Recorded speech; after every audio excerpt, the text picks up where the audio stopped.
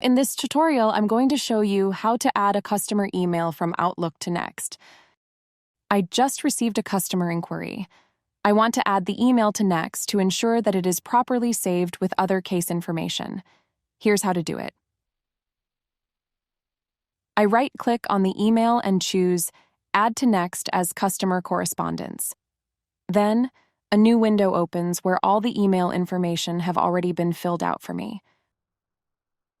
All I need to do is to link it to the right customer number.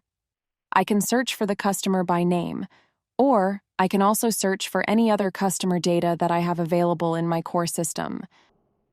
For example, email address or social security number. Now, I have added the customer email to Next.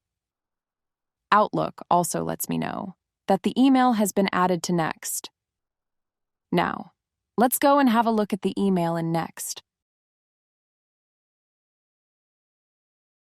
Next makes it very easy and fast for me to find exactly what I am looking for. I see that the email that I just added from Outlook has been included on the top of the list. Double-clicking the email will open it in a new window in Next. Here, I can see all email information and customer data that is available, since I linked the email to an existing insurance customer. I can also edit the email and add additional information to it,